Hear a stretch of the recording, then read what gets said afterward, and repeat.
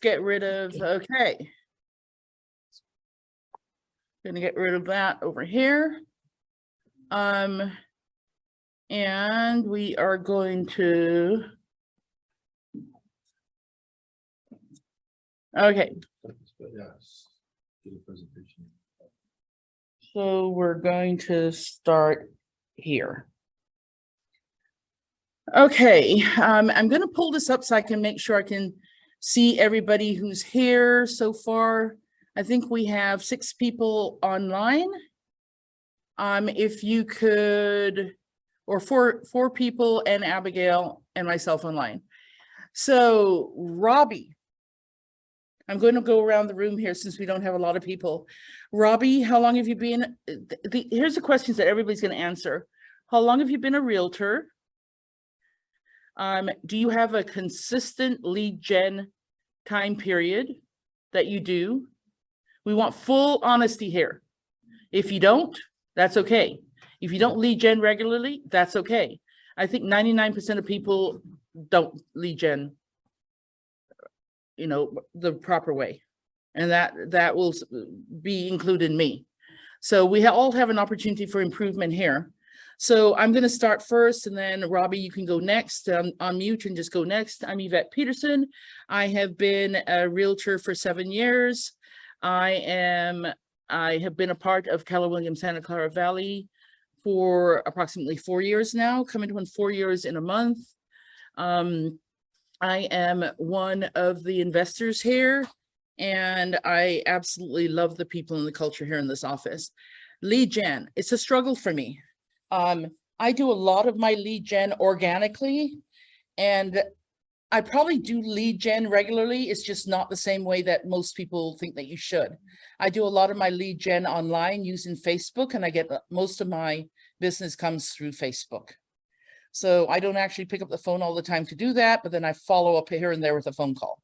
And I'll explain how I got my last few pieces of business, and you'll be able to tell that's how I do it. It's a struggle for me to lead gen regularly. I have a team here, so Brian and Kenny are on my team. And when the 3 of us are keeping each other accountable, we have greater success. So we found that having other people that you partnership with keeps us very successful. At the very beginning of the pandemic, we were doing this and we were copying and pasting every single day, wasn't it, guys? We were taking screenshots of our command, the things that we put in command, and then we do this every single day for 5 days a week. And that's when I think we saw the best return, and all we called it was care calls. Okay, so now I'm going to turn it over to Robbie. Robbie, how long have you been an agent? And how long have you been with Keller Williams Santa Clara Valley? What do you like about being with this office? And tell me if you have a lead gen time period, and how is that going for you? Okay, hey Yvette. Yeah, sorry I'm not on video. I'm at work. Can't really quite Don't be on video sweat here, but so I've been licensed basically since the very beginning of the year. So it's been just over 9 months. Okay. I've been with the office from the very beginning of being licensed. I was kind of hanging out around even before then. And as far well, what I like about the place is it's just, you know, lots of awesome people, a lot of helpful people. The ability to learn from everyone is great, and everyone willing to help is just as great. Wonderful. Tell me about your lead gen. So that so I do most of my lead gen is basically you know, just kind of when I'm out and about socializing, hanging out, and just kind of networking and stuff, whether just being social events, a social area, just being social out there. I do some volunteer work with certain things. I connect that way, and as a matter of fact, you know, up until this call, I was cold calling. So I do you know, a small amount of cold calling as well. I'm not very consistent. I'm not as consistent as I would like to be or need to be, but I'm getting there. I'm still working. Well, my full-time job is now, you know, part-time, just a few hours a week, but I'm still settling things in and stuff, and trying to get systems down and and kind of just a path or something every, consistency, something on to where I can be consistent. That's okay. By the time we're done with this, we're going to come up with a plan for everybody, okay? So thanks for sharing, Robbie. Appreciate great. it. Zach? No problem. Hi, everybody. So I'm Zach. I've been a realtor since December. I've been in this office since I believe around April 1st. Yeah, I really like the office. I like all the training there is, virtual training, in-person training. Also, everybody in the office is very nice, very helpful, eager to share tips and things like that. So I really like that. How's your lead gen looking? My lead gen is there's definitely some opportunity there. Okay. Not as structured as it could be, but primarily I'll try to do an open house whenever it's possible. I do a lot of prospecting in my neighborhood, so chatting up neighbors and things like that. Okay, that's great. Yeah, it's not too bad, but it definitely I could definitely ramp it up, that's for sure. Not a problem. Thanks, Zach. We'll have a plan by the end of this meeting. So, Perfy. Hi, Yvette. Hello, everyone.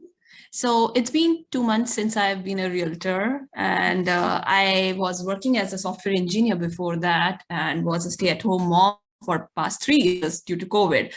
So the problem what I'm facing with lead gen is I think I have forgotten how to socialize, and I've become kind of an introvert, being at home for 3 years with kids. So yeah, that's my main problem right now. For lead gen, I'm basically trying to do open houses like at least once a week, but that hasn't been successful for me yet, because all the clients who have come are with realtors generally. Got it. Yeah, and the friend circle, I have a very limited friend circle thanks to COVID now, because I had not been in touch with a lot of people after 2 kids. So yes, I'm trying to strengthen my connections and reaching out to people, letting them know that now I'm a realtor. So Okay. yeah. And since I don't have any experience, I think I'm not able to show that kind of an expertise. So yeah, I like an accountability partner as well. Yeah, so we'll work on that, Pervy. Don't worry about it. Ivana, thank you for sharing, Pervy. Thanks, Yvette. Yeah, hey guys. So I actually just joined the office. I've been a realtor for about I want to say a couple weeks, but I feel like it's coming up to the 1 month. So I've been I just started. What I've been doing for lead gen is since I started, I've been working in open house like every weekend. So I think I've done 3. That's great. And, yeah, and I try to do like the 3-hour blocking for the for lead gen. So every day I try to hit that 3-hour mark, whether it be like door knocking or cold calling, but I'm not quite there yet, but I'm getting there. So you'll get there. Okay, thanks for sharing. So I'm going to switch to the room here. I think, is there more people? Oops, sorry. Myrna. Oh my God, there's my Myrna. Myrna, how long have Sorry, you? I'm a little late. That's okay. How long have you been a realtor? We're going to try and get through this quickly. How long have you been a realtor, and how long have you been at the office? What do you like about the office? And then do you lead gen consistently? So I've been in the office for prior to COVID. So when they opened, I guess almost 2 years. Yep. And that's when I started full time as well. So I think I've been okay. I think I just narrowed down to what the 3 areas I do. So I do open houses, door knocking, my sphere of influence, and community events. So I try to kind of plan it that way. Yeah. So guys, let me tell you this about Myrna. Myrna just recently joined coaching here. And she did that because she recognized that there was some areas of opportunity for her. She needed a stronger accountability to get successful. So Myrna, thanks for joining us. I appreciate it. Who else do we have? Anybody else? That's it on Zoom. Okay, great. Thank you, everybody. Let's start within the room. Shelley? I'm Vishali. I am here since almost 5 years, but active since last 2 years. I was with another brokerage recently trying to at this office. Okay, My main source of lead-gen is state of influence. so your friends, people you know.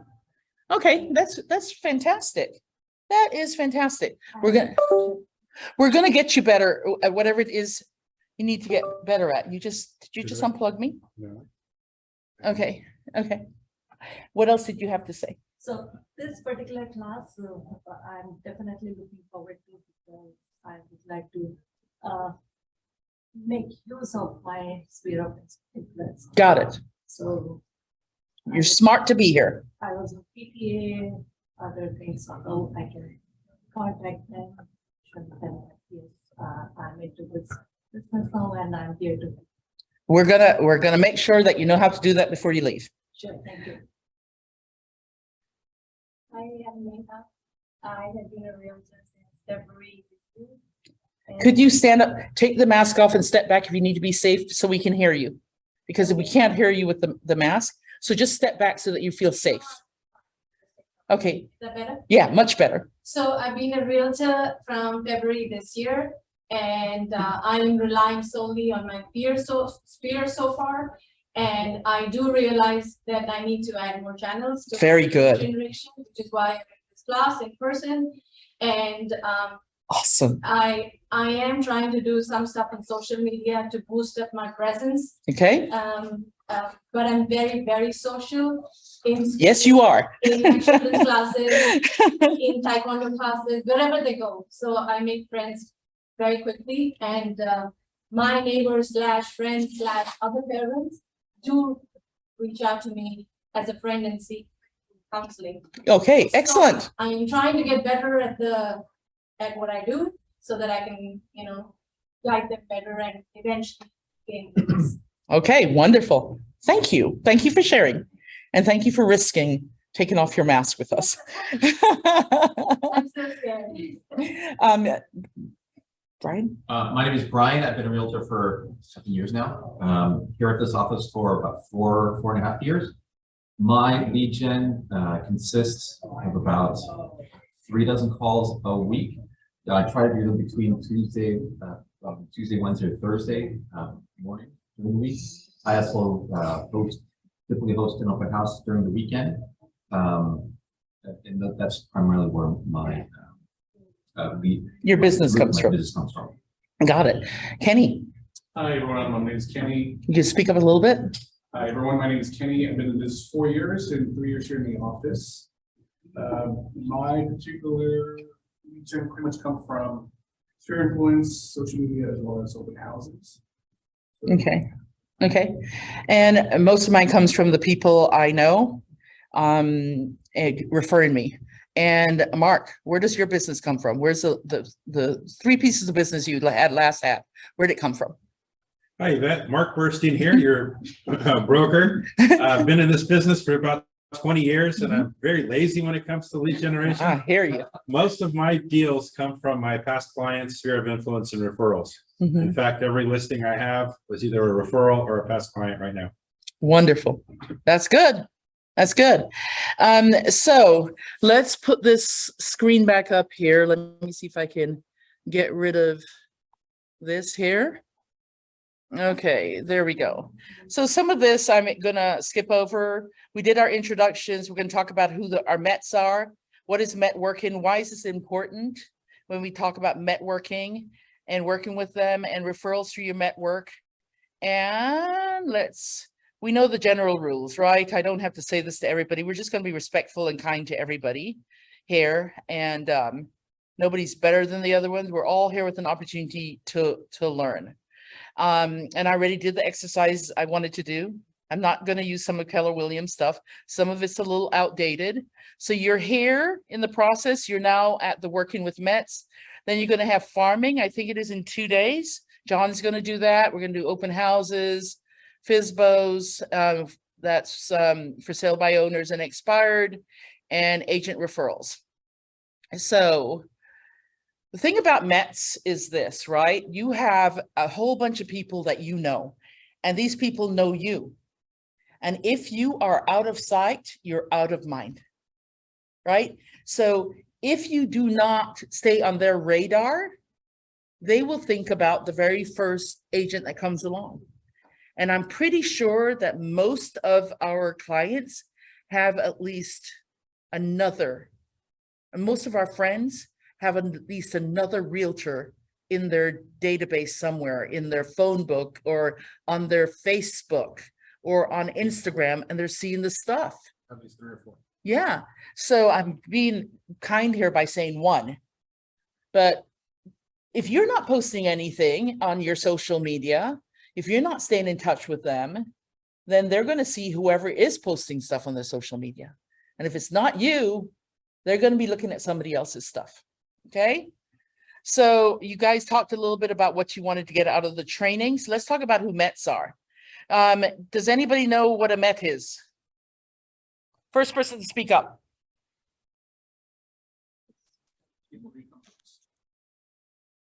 People, anybody who you know you have met.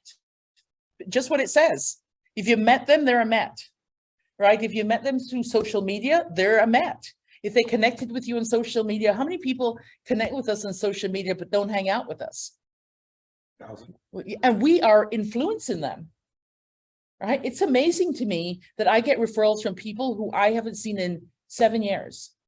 I just got a referral from somebody who I literally met once, and it was probably 10 years ago at a church that we attended for like a year together. And she sent me a text on Facebook and said, Yvette, I can't think of anybody else I can trust more. And I'm thinking, we've never sat down and had lunch. We've said hello to each other. We sat in a class 3 times ever. And 7 to 10 years later, she sends me a referral for somebody who's listing because she trusts me. She trusts me because of the things I post on Facebook. So she likes what I post. She thinks I'm kind. She thinks that I'm not obnoxious. So if you're one of those obnoxious, unkind people on Facebook and you're tempted to post things that are hilarious, but also, or might be condescending, or might put down other people, or come across as unkind, don't do it. Because you're eliminating, everybody's thinking something of you based on what you're putting out there, right? Whatever you're putting out there, that's what they're seeing. And that's how, I mean, and I'm going to show you guys on my Facebook, these leads that I'm getting coming in on my messenger. And these are people that I don't keep in touch with on a regular basis, but they're watching my Facebook page. I do like their posts if I see something comes up, but I'm not hanging out with them. So the power of social media today, you guys, profound. You should be using that all the time. You can reach so many more people with social media than you could picking up a phone and calling a whole bunch of people. So I want you to think about that. Mets are people who you have met. And there's a perception of meeting you as well. So let's go through it. Mets are those you've met today. Mets are those that you've known all your life. And I would say, add to this, this is a very old document. Mets are those that are in your social media database. You can reach more people through social media. Do it. Trust me on this one. Majority of my business comes from that. So let's talk about the different places too, right? That you can do this. So individuals, you know, because you've met them, great. They might do business with you. And then allied resources. What are allied resources, Mark? Allied resources, I would say allied resources are people that are in business that are generating leads similarly to the way we generate leads through social networking, through their sphere of influence, and who also may have a greater propensity to refer you business because of the nature of their business.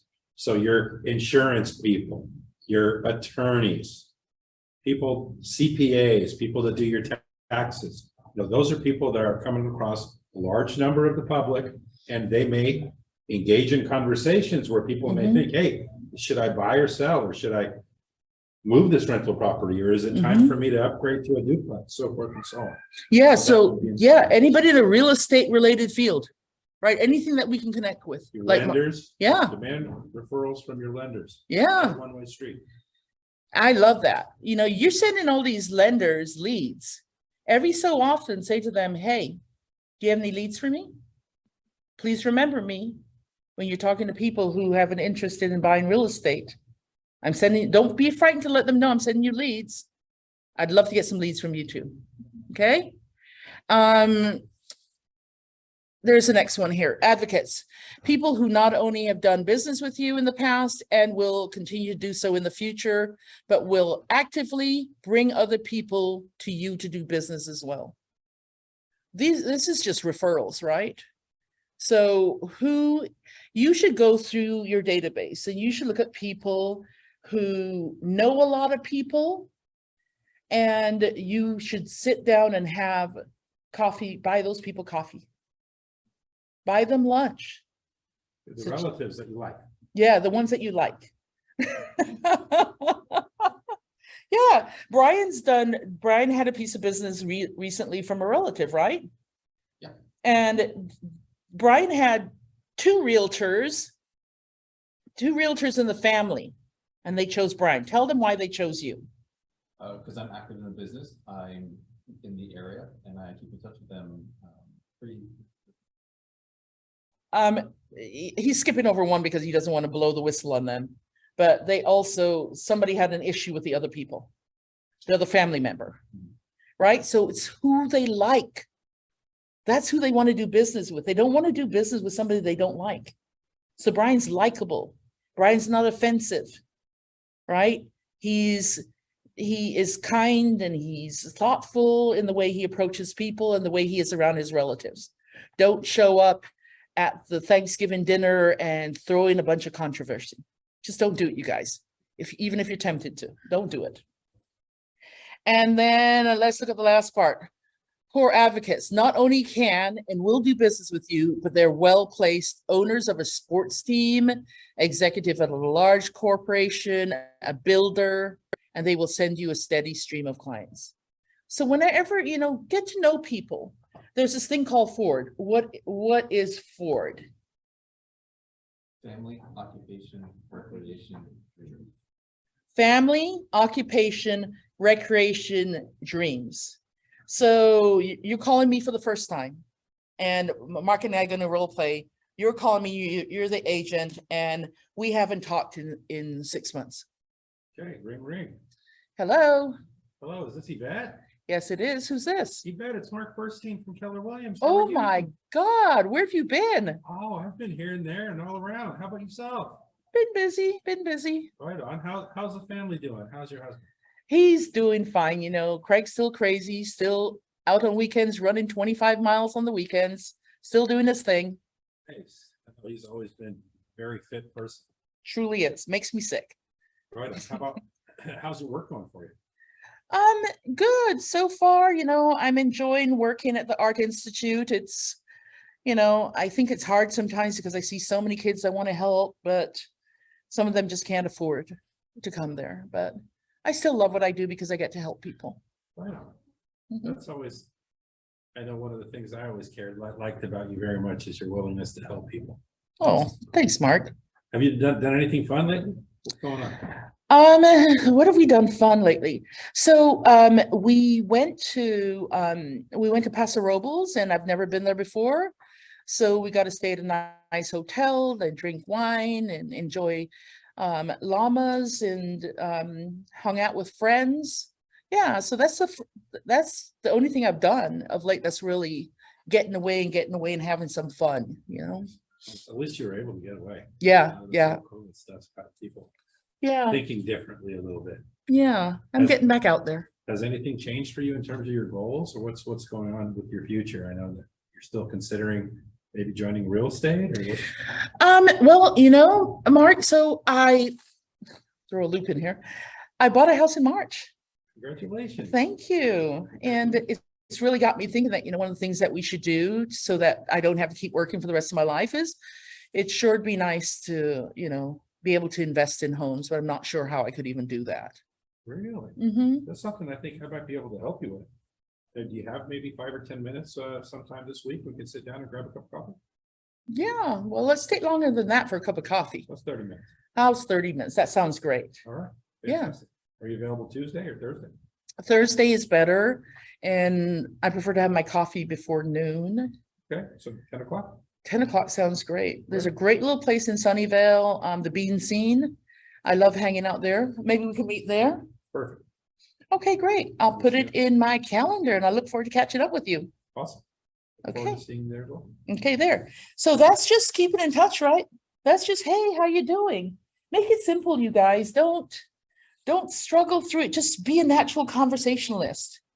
And you'll get better at this. I know you're nervous because you're thinking, oh, I got to go through this entire list. But if you have Ford in front of you, you say, how's the family doing like Mark did? Right? So Here, one of the thing that we kind of missed in the conversation a little bit is in many cases, when you're asking the question, the person is going to reciprocate the same question back to you. So that also gives you an opportunity to ask for referrals and share with that person what your goals and dreams are, how your work is going. So say, how's work going? How's it going for you? Oh, you know, it's going fantastic. I'm really trying to break a record in my career this year. I've never sold more than 20 houses. And I'm almost halfway there. I have about maybe 5 or 6 to go to the end of the year. Would you be able to help me reach my goal? But what I think of anyone that's looking to buy or sell. What I like about our conversation, though, is because I didn't get hit with a bunch of real estate stuff, and you got me to the appointment. Sure. You got me to the appointment. So say you have an inconsiderate friend like I was being, and I didn't think to even ask Mark, how is he doing? Because I was just all wrapped up in myself. Mark did the right thing. Mark got me to the appointment. That's the number one thing. Get me to the appointment. Because once he's there, we can start talking. You mentioned, Yvette, about investments. Let me tell you a little bit about what I've been doing and what's been going on. That opens up for me now to start asking him questions about what he's up to, right?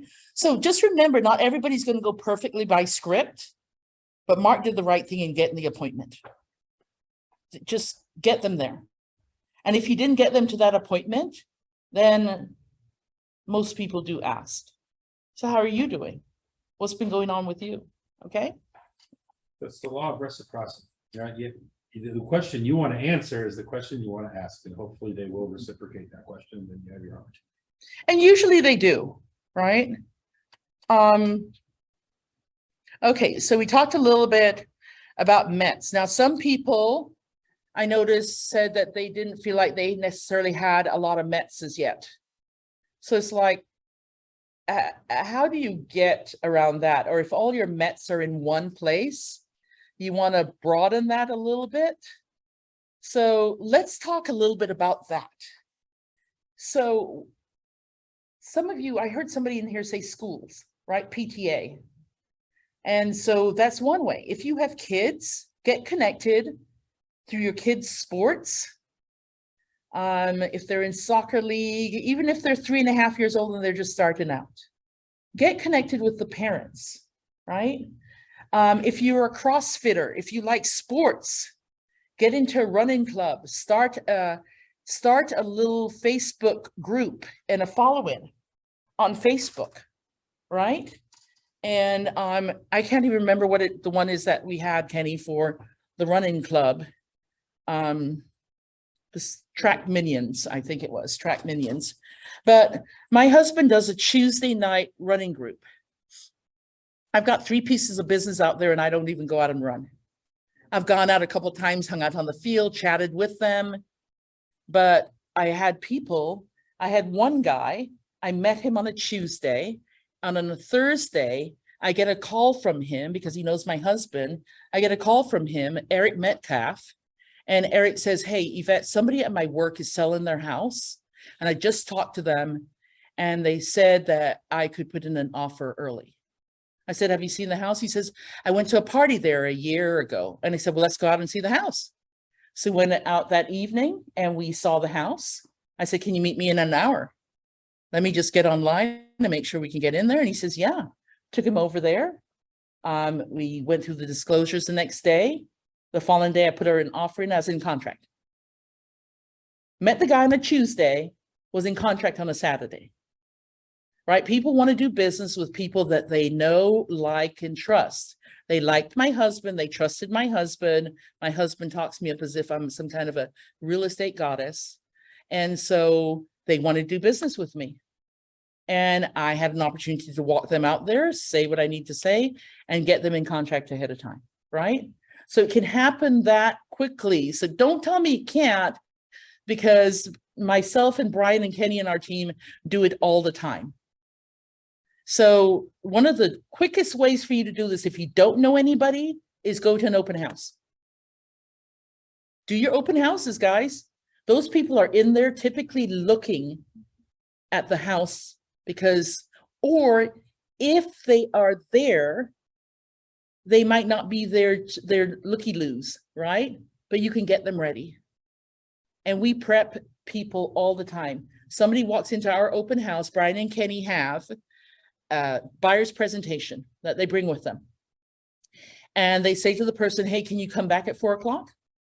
And they sit right there in the house and they do a buyer's presentation and they get them ready. It can happen that quickly, but if you're not prepared, you're going to miss the opportunity. So that's one thought.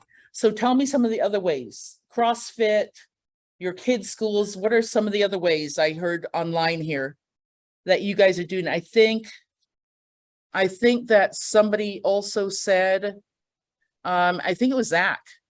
I think Zach, you mentioned that you hit up your neighbors. Yeah, so I'm walking my dog like 2 or 3 times a day, and I have there's like a lot of people that live near me, you know, so I'll see the same person walking their dog pretty much every day, and you know, just chat them up, say hello, and then you know, after a couple weeks or a month or so, the conversation just comes up organically, you know, about what do you do and things like that. So most of pretty much all the neighbors that I know that I'm a realtor. And I don't bring it up every time, but you know, they know, and you know, we chat pretty much every day. So Myrna, I believe Myrna did this. Myrna was doing a morning call. Myrna, my husband, Kenny and I do a 6:30 in the morning miracle morning call 5 days a week. We're on a break for 3 weeks, but we do this 5 days a week, and we start with affirmations, you know, all those things to get you pumped up and ready for your day, and gratitude, etc. And Myrna talked about how she loves to door knock. And I think we mentioned in one thing, Myrna, how about wearing a t-shirt that says that you're a realtor? Then you don't have to tell anybody you're a realtor. They know you're a realtor. They see it coming at them. You know, let me be your realtor, whatever it is. So Myrna, what does your t-shirt say?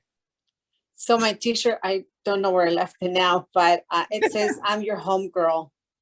Oh, even better. And with the O, it's a little house. So basically, awesome. Like, you're not saying I'm a realtor, but I'm your home girl. Yeah. So they read your t-shirt, they already know you're a realtor. Like, that's the kind of interpretation the t-shirt has. That's wonderful. The power, right, of marketing. Yeah. Yeah. So great. So there's an idea for you, Zach. I'm your homeboy. Yeah, slightly. Yeah, I definitely need a shirt. That sounds great. Yeah, and then you don't have to tell anybody, you know, and then put underneath it, Zach, whatever it is, realtor, you know, and they can holler at you. There's many ways to do this. That's great. I love that. So what are some of the ways, guys, that we can help people to do this? If I can share, I've been doing business to business.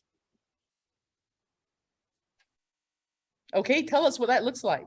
So I've been scheduling coffee or lunch with either a contractor, financial advisor, actually just got a referral from a financial advisor, any person that does business. So insurance people, what else? Attorneys. I've been referring, I've been doing community events for Living Trust. So yeah. I've been referring a lot of my friends to attorneys. Actually, I just did 2 referrals. And so I think a lot of it is just helping them, so then they'll come back and help you and give you leads. Yeah. And it's So let building me- that relationship. Yeah, so one of the things that Myrna did too, she sees an opportunity. She saw a hole in her community, right? So she's interested in growing and helping the Hispanic community. So Myrna, why don't you tell everybody where you're from originally? I was born in Guatemala. Okay, so she has a passion to help anybody in the Hispanic community where she can use her Spanish voice. She knows that there are a lot of people in her Spanish community that don't understand real estate or how to grow their wealth. And so she's taken it upon herself. In the last 2 years, I've seen her really kind of hone in on what is my passion? Who do I want to help? So if you come from that place of who do I want to help, it'll come back to you. And so a lot of them see her in the neighborhood walking now, and they reach out to her for help. So she's also setting up these community events. So think about that. Who's in your community? Who do you want to help? Which disenfranchised group would you like to help? Think about that. It always comes back to you, you guys. So is it somebody at your church? Is it somebody at your temple? Is it somebody, where is it, that you can help? So anyways, for me, I really enjoy helping people who are low income. Yet I know that I need some of the higher price points to help me help the people that are lower income, because I sometimes go out of my way to figure out how I can make things work for them financially. So this section here on who are METs and how to grow your METs, I really want your voices. Like, how are you? Let's give you guys some ideas as to how you can grow your METs. Are there any other ideas that we missed? Anything else? The hugest one. Because you will convert non-METs to METs. Exactly. You will have all these people who think they know you. This is fake METs, right? They somehow, somebody, I don't know, you met them at a party and you connected, but you met them and talked to them for 15 minutes and you connected, and then nothing else has happened. I have done quite a bit of business with those people. We meet, we chat, and I go, we should connect on Facebook. Then we connect, and then you go on, and here's some keys. You go on these people's pages and you don't just like, guys, do not just hit the like button. Make a comment. You've got to make a comment on their page for them to notice you. There's 60 people liking it, but there's a few people that are commenting. So make sure that you go on there and comment on a regular basis. Genuine comments, right? But do not just hit the like button. That's not going to do it. You have got to do that. If you see something that's of interest or something on their page. So for example, there's a gal on my page who she does a lot of adoptions for kitty cats and dogs. I love dogs and cats, but I feel like I don't have the bandwidth to have a full-time dog and cat. So I go on her page and I say, I love the way you go and volunteer every week. I can't. I don't feel like it's fair for me to have a dog or a cat because I'm gone all the time. And my business just pulls me from morning to night. And she said to me, well, how about adoption? And I said, yeah, but or not adoption. She said, how about fostering a pet? And I said, yeah, maybe I could do that for a couple of weeks, but I know me, I'm going to fall in love and fall hard. And she says, well, you could also go there and just volunteer. So now we have a plan to meet at hers in Los Altos so that she can introduce me to the system. And she also sent me something for a place that's about 4 blocks from where I live. So it's connecting with people, right? They connect with you. And then I guarantee you when they see something about real estate or they hear something, they're going to call you. If they're seeing your page that you're a realtor. Now, if you're one of those secret agents on your page, you're not going to get anything. You just aren't, right? So just take a quick look at this, and then we're going to move on to the next section. But, and then Mark, give me your 2 cents too. But if you take a look at my page here, I have a mix of you get to know me as a person. Some of this you can't see, like, see, this is blocked. I did this just because I want to post this later on. I don't want anybody to see this. So this isn't on my page, but this is on my page. If you're thinking of selling a house, you want a real estate professional, then these 3 are here. 1, 2, 3, right? So there's our, and Brian, Kenny, and I do this every Monday. We post something like this. And then here's our open house. So this is on here. I post on here. We've got 2 open houses. We've got 2 listings, you guys. Come out and visit us, rain or shine. We are going to be there. Whoa. And then I post something personal, right? This is Kenny's kid who I just simply adore. And then there's something about real estate again. And then I donated to something that people like, and then something funny, right? So be humorous on your page, make people laugh, make people smile, share that you're a realtor, and share something of your life. You don't have to post pictures of your kid if you don't feel comfortable with that. You can do what I do, and I borrow somebody else's kid, Kenny Hahn. I'm just in love with that kid. I'm sorry. I know I'm obnoxious, but I just love her to pieces. And then I post, then I got tagged in something for Mexican Independence Day. Care about your community. So let them see all of who you are. Okay, don't just put one thing. Mark, do you have anything to add to that? Well, I mean, as far as finding people for your Met database, absolutely. I mean, most of us did not come into real estate as our first career, right? Many of us had other careers or other jobs, and we've made relationships with our former coworkers and people that know us, and especially some of you folks that are new to the real estate industry, right? So don't be shy about reaching out to your past coworkers, your prior bosses, people of that nature. So we have Facebook and Instagram and YouTube. There's also LinkedIn. Don't forget about that LinkedIn, and leverage LinkedIn to build that Met database, because go through it. There you might uncover some folks that you have that maybe you like, that you worked with in the past, but maybe you haven't seen in a while, so they're maybe off your fresh radar. It's good to reconnect and add those to your Met database. Absolutely. Kenny. Do you have like a formula as to how much you share about your business and also personal? Look, I think that 50-50 is okay. I tend to post more about my personal life, but I don't go a week without posting 1 or 2 things about real estate. I want them to see me as a realtor. So that's exactly what I'm going to do. I don't think there's any set thing. I just think that if you put only things on there about real estate, people are going to shut you off very quickly. So don't do that. Hi, Celia. So don't be frightened to post things about your life and your family. Just do it in a way that doesn't blow your ethics. Like, I know some people who, puts a smile over their kid's face, or they post a picture of their kid from the back doing something funny because they don't feel as comfortable putting their kid on Facebook.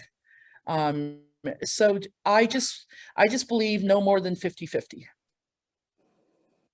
That's what I think. Some agents I have seen, they have their own real estate page and they have So here we are. We have something that feeds from Instagram over into, let me show you. So we have our own Facebook, our own page too. And you can see ours looks pretty, let me move this here. I like it to be uniformed. So if you kind of look at ours, we have a quote, then a post, a quote, then a post, a quote, then a post, all the way through. You can see it should have a pleasant look to it, right? I believe it should. And it took us a while to get here, you guys. The first hire we did after our transaction coordinator was a part-time admin. She works for us basically at this point. We've got her down to 8 hours for the week. And it takes her now, because we have all of this through Canva. We can just drop in pictures and update this very quickly. We can easily drop in the pictures here, and it'll take her all of I don't know, 10 minutes to do a post now. So that's because we set up something using Canva. So today's a day where we want to share all the information that'll make you successful.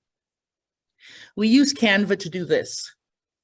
So on our business page, there's nothing but business, as you can see. We do some humorous things around Father's Day. We have the year in review. We had volunteering for Red Day, and we have things such as, you know, Hispanic Month and Asian Pacific Islander Month and Juneteenth and all of that. So we want people to understand that we care very much about the community. So yeah, this is what our page looks like. You can see we drop in some recommendations in here as well. So yes, we do have a separate page on Facebook and on Instagram from our personal stuff. And I think it's important to have both, because we've been finding that when somebody refers us for real estate, people are still going on and looking up our our URL on the internet. So they go to Peterson Realty Team. So you should make sure that you also have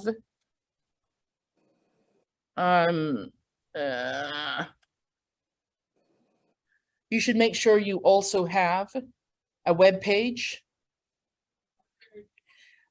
Guys, if you feel like this is something that does not that you don't have and you don't know how to do not get overwhelmed by this. Do not get overwhelmed. You come in here and you talk to us, and we will set up the next class, or we will set up a one-on-one for somebody to help you get this done. Let me tell you, one of the greatest gifts we have here, and why I think our brokerage is so different and so great, is the staff. Honest to God, the winning ticket for us here is the staff. It's from the time you walk in the front door, Raymond can help you with things. He's friendly and he's able to guide you. If he doesn't have time, he'll set up a time with you later to do it. You all know that when you walk in here, Stacy's like, "Hey, boo, what's going on?" And she just, you know, she makes you feel like you're loved, even if you leave in your house and you don't feel loved at home, right? You can come in here, it's like, I need to go to work so I can feel loved. You just do that. You come in here and Mark's in here a few days a week, and he's able to help you and guide you, you know, as a broker. He's able to tell you what you should do and what you shouldn't do. I'm still calling Mark. Been in this business 7 years, and we run into things. We ran into something yesterday. Here's something I'll throw out to you. We ran into something yesterday on an offer where we read the disclosure, and the disclosure said on this condo, you cannot have any children under the age of 12 in this condo. It was a 1960s law. So guys, you darn well know that that's discriminatory. And we thought, this can't be right. So we call Mark. We said, "Mark, isn't this discriminatory? What do you do? What happens if somebody gets pregnant? They have to get rid of the kid and send it off to live somewhere else till they're 12 years old? Come on." And Mark, what did you say? Unfortunately, for some reason or another, and I think it's silly, but they do not reprint or change or modify original CCNRs. So there is some very offensive language and offensive rules that were, I guess, the standard of the day back in 1850 when these CCNRs were put into place. So they no longer applied. So the law of the land of today is going to rule over those unfortunate comments in CCNRs. But yeah, we can't remove them. But yeah, for some reason they won't remove them. So I did a little research into this, and I did that because I had a Chinese client who saw it in there, and it said no Asians, no blacks, no this, that. And it was on a Saratoga CCNR, and he was furious. He says, he was like, "I want this house, but I am so offended by this. I want it removed." And I said, "Sorry, we cannot. Actually, it's going to, for them to remove it, it's going to cost so much money for them to redo everything. that because I called and I asked about it, they said it'll cost so much money for us to revise all these CCNRs throughout the land. They won't do it. Nobody's willing to put in the money into getting this done. And so anyways, that's another battle. And I'm sure there are people still fighting the battle somewhere in the background, guys. But At the end of the day, those discriminatory rules are illegal. yeah, And they're not enforceable. And you're welcome to purchase in Saratoga or Sunnyvale, regardless of what those old CCNRs say. they can't kick me out. See, I'm Black, Chinese, and white, you guys. So I get hit on all the way around. So anyways, we have Mark here in the office, right? That can help us. He's a phone call away. He might not be able to get hold of you right away, but I'm pretty sure if you text him and say, I need this answered within the next 4 hours, he'll be able to make some kind of priority, right? And then, of course, you know, we've got Harvey, who is our team leader, and Harvey always has a smile on his face, always willing to help you in any way you can. So I think, again, I got off on track because I believe that it is the office that is, you know, going to be able to help us be successful too in whatever we're doing here. And of course, we got an amazing coach that if you guys are not signed up with him and you don't feel your business is where it is, you should do it with him. And he can address how he runs his business. So let me go back and say that if you don't have one of these in place, then come talk to us. The staff will be able to direct you to the right person. I know Stacy constantly talks to us about the different services we have. We have Michael Lewis service. We have, we have another one, something Scott. Scott Leroy. Yeah, so we have different services that we can turn you towards to get this up and running. What you need to do is just write down on a piece of paper everything that you know you're missing, and then chip away at it month after month after month. I didn't get here till like a couple of years ago, like in my 4th or 5th year. So anyways, guys, yeah, that's because it's your family's website. Your family is who I turn to get this done. Property Minder and did this for us. And so literally, you guys, it has every single, they tap into the, they hook into the MLS and they put all of our listings up. So here they are. Our listings are just up immediately, right? So this is the power of having a great online presence. So you want to have an Instagram, you want to have a Facebook, you want to have a website, right? And LinkedIn. Yeah, I'm lacking on that one. I need to get up and get rolling. But Alan Wang, if you look at Alan Wang, the one guy in here who's doing it right, he has all of those things. And by the way, very heavy on LinkedIn because he worked there at one time, right?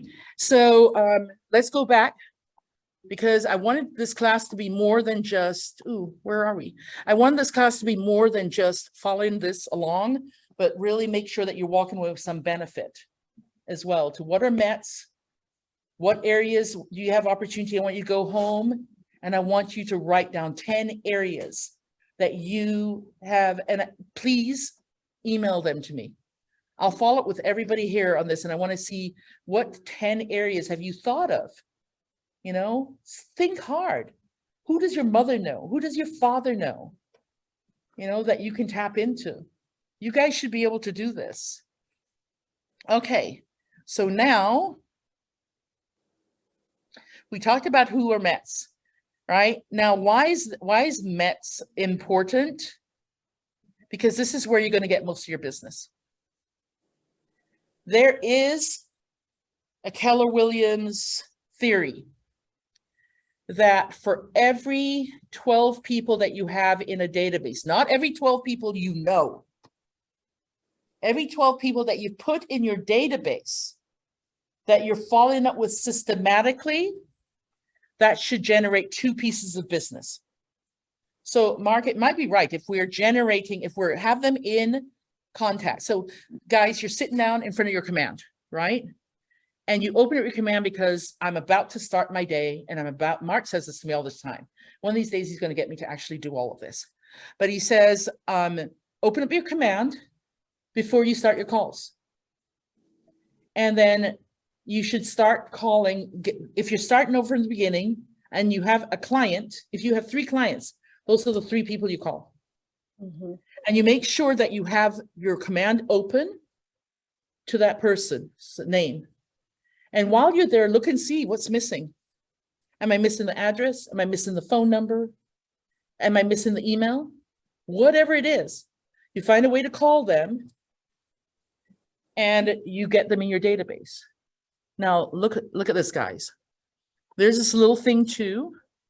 I want you to walk away with real useful information. There's this thing called whitepages.com. It costs me X amount per year. I think it's $14.99 per month. And then you just log into it and I can look up anybody I want. So tell you what I'm going to do is I'm going to pick on Mark Burstein. Yeah. Now it might say, it tells you the strangest things. So if I look my name up, it said that I had a conviction, you guys. I had a conviction. So I went in to look it up. And of course, it gets me to like pay, because now you got to pay to find out what your conviction is. I had a traffic ticket like 6 years ago. I'm like, you little cheaters. But it'll say stuff like that. And it'll say, oh, so-and-so had a conviction. And then say, I think Mark lives in San Jose, California, and I look it up and it says, I agree and continue to results. Now I know that Mark is married to a Heather. So I'm also going to look for things around that. And I'm going to look at what's Mark's age. And I'm thinking that I think Mark lives in Cambrian. I'm pretty sure he's around 47. Am I right? Yeah. Okay. So I'm guessing that this one's here. No. Gayla, Elizabeth, Heather. So there. So I'm going to click on this right here. And it gives me, I don't have to click on that information there. Oops. Let me move this. I just have to click on, forget it. Sorry. I clicked on the wrong thing. I just have to click on the phone number and the address. So now I can get the phone number and call him if I need to. And then I can look at, is that your address, Mark? Any of these? The address, yeah. This is your address. This is where you live. So there, I just found Mark, right? And when I called him now, I said, I just want to check on something. Are you still at 4481 Waimias Court? And he said, because every so often, I just send out some treats to my friends. Make sure you have that address right. Right? And so they confirm it. Guess what you're going to do? You're just going to take this, you're going to copy and paste this, you're going to move this over to command. Right? Now, this is where it gets tedious, and this is why people don't want to do it. Because it takes a lot of going back and forth to fill it out the first time. Once you have it filled out, guys, it's filled out, it's done. And you can go through and spend a whole year getting your database up to date. So who has the most amount of business in this office? Alan Wang. Wang. Right? So Alan Wang has the most amount of business in this office. And I'll tell you right now that when you go over to Alan and you watch him operating at his desk, you just look over and you tell him to, his office is on the other side of mine, so I can hear him talking constantly. And he puts in all of his data and he sets up the next action. So now you never have to think about that person again, because you've just you've set them up in the action plan. The action plan will say, guys, I want this to be a working thing. I don't want you to mess up. So if you go into command and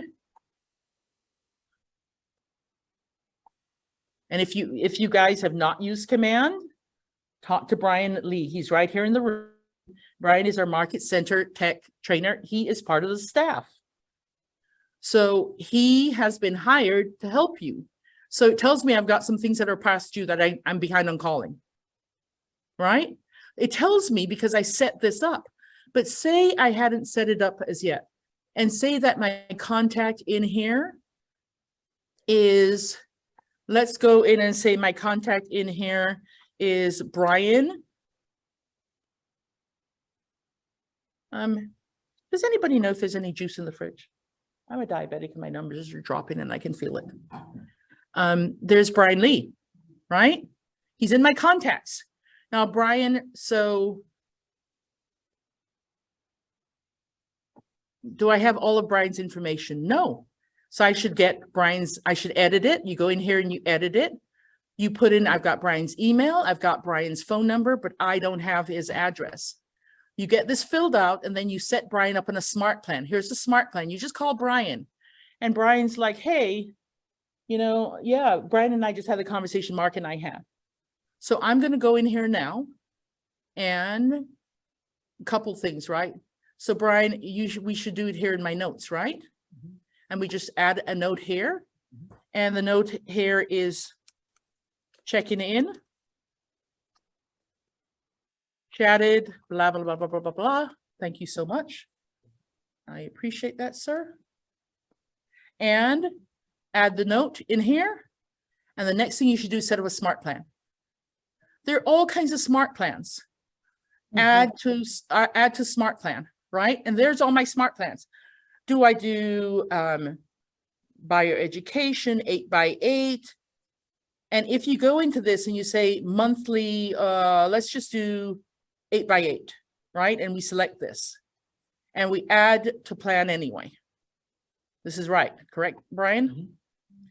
Now, Brian, how do I see what that plan looks like? Just refresh the screen. So if I refresh the screen right here, look what happens automatically, you guys, on the right-hand side. Well, there's an error here, but the new 8x8 context. So I click here, right, Brian? Go under smart plan. Or above the area. And so here's the 8x8, and it's going to tell you what the smart plan looks like. So it tells you that it just sent an SMS. And it says there's going to be a 7-day delay. And then it's going to send you a thing saying, call them. Then it's going to have another delay. Then it's going to, you make the phone call, then another 7-day delay. This is automatic, you guys. You never have to think about this client again. So if you don't know how to do this, and if I'm giving you a little bit more than what you know how to do, the resources are here. Brian is here to help you, right? But you can't miss this. A MET doesn't have any success unless you're using a CRM. I don't care if it's Command or something else. Command is free. So that's why I say use it. And then every day you just open up Command and it'll tell you, eventually you'll start to see things that pop up. And it'll say, hey, today these are 6 people to call. Okay? So let's go back again. Can I say one thing really yes, please do. Speak up loud though. Sure. One thing about Command is that you're already paying for it as part of the dues, and other tools outside of Keller Williams. I mean, I was talking a bit about this earlier today, even using top producers. I mean, that's the CRM that people are paying lots of money, hundreds of dollars every year. And we have Command that you're already paying for, no additional fees for all agents in this office. And as far as smart plans go, it's a great way to keep in contact with your contacts without doing much more effort. One example I want to share is there was a person I met in open house. I put them on a smart plan that contacted them and sent a market snapshot every 2 weeks, indefinitely. I met this person 2 years ago. I put them on a smart plan, so every 2 weeks they got an email from me. And throughout that time, I would still contact them, call them every quarter at the very beginning. After about a year, things just kind of died off and I didn't call them every quarter. I found out through my smart plans that he clicked through one of my market snapshots, and that gave me a ping on Command. Then a year and a half later, I saw that he clicked through my market snapshot, called him, and I just closed it to buy a house last month. So throughout that year and a half, an email every 2 weeks. That's what, 150 emails. Out of those emails, I sent my handwritten, maybe 10 emails and probably about 20 phone calls or so. But that's business I never would have had if I didn't leverage command, if I didn't leverage a smart plan. So leverage command, right? So anyways, and I know that the big thing for everybody in this room is how do I get business, right? And Keller Williams truly believes that if you're using a CRM and you have a follow-up plan in place with all of the people that you know, you can't just like let it live in your head or once in a while think of them. You got to be systematic. This is a business, you guys. This is your business. And so you want to make sure that you are putting your people in a database and setting them up a smart plan, because like Brian said, there's a piece of success he got from that. I send out with every single one of my clients who've purchased, I send out that you can add them to a neighborhood update for wherever they're living. Once a month they get it, or you can make it quarterly or whatever. And so I have somebody that sent me 2 referrals just from getting those. So Alex and Susie have sent me 2 referrals. So they might not come back to you right away because you helped them get in the house, but they're thinking of you because they're watching how orderly you are, and that's impressing them. So they claim, according to Keller Williams, for every 12 people that you have in your database that you're following up with, that you have on a plan, you'll get 2 pieces of business. So if you have 12 people in your database, guys, and you don't have them set up on a plan, you're not going to get any business. So we're not saying that you're going to get business magically just by putting them in a database. You have to follow up. You have to put them on the smart plans. You'll get it. So there's no limit, right, to the amount of people you can know and put in your database. There's absolutely no limit to that. So what is networking? Everybody believes, just like I talked about, if you build it, they will come. But the truth is all businesses must drive their customers to them. So if you don't have them hooked up to a plan of some sort, or if you don't have a great follow-up method with them, they're not going to come to you, right? So we talked about the 8x8 and 33 touch. You hear that almost in all the classes. So 8x8 is that they contact them once a week for 8 weeks, right? And the whole idea is for them to get used to, it's kind of like when you're doing a farm, which we're going to talk about this week. John's going to talk about farming. And you're just going to remember that farming is the same thing. If you aren't doing something consistently, then they'll use whoever they're getting postcards from. If you put 8 weeks of postcards out to somebody and you're following up, you should get something from them. If somebody's ready to sell, they'll at least call you. Now, so I want to talk to you about this too, because when you sell, you have 2 opportunities. You have the person who you just help get into a house. If they're in this area, great. Keep following up with them. You have the people that just purchased that house you sold.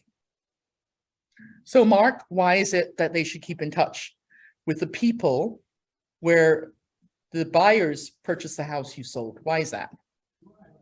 Well, number one, statistically speaking, most agents are out of business in 18 months. Mm-hmm. So within the 2-year period after that person may consider selling their house again, their agent may no longer even be in business. And you've already demonstrated your ability as a listing agent that worked for them. Why wouldn't it work for the next opportunity, right? So you've already demonstrated your success to that person. So it's an easy sale by keeping in touch. And the second part is most agents do a terrible job of keeping in touch. Yeah. They think that, oh, I just sold them a house, they're going to remember me forever. I guarantee you they're going to forget you in 3 months. If you don't keep in touch with those people, unless they're your relatives or like an old friend, whatever, 3 or 4 months, they won't even remember your name. So that being said, whoever is keeping in touch will benefit from that business. Absolutely. Will you grab the little bags we have from you, Brian? So, and there are a couple other things that you can add to that. So let me just say, I was telling Mark earlier that I sold a house in January of 2020. January of 2020, I listed a house in downtown San Jose. I recently, this year, moved to downtown San Jose myself. But after I sold a house, every time I dropped off a little client gift, one of the things I would do is I would drop off cookies. So if I had 4 times a year, we drop off something to our clients, 4 times. Valentine's Day, we drop off little hearts, chocolate hearts, and inside of it is like some marshmallows and stuff. And then we drop off around 4 of them if they've got 4 people in the family. And then we drop it off in these cute little bags that say, I don't know if you can see it. Can't see. We can see it. You can see it, okay. That just say Peterson Realty Team. The other thing we do is when we meet with a new client, we hand them this bag. Now, what's in this bag? In this bag is orange masks that represent our orange brand. We have a little hand sanitizer for people. We have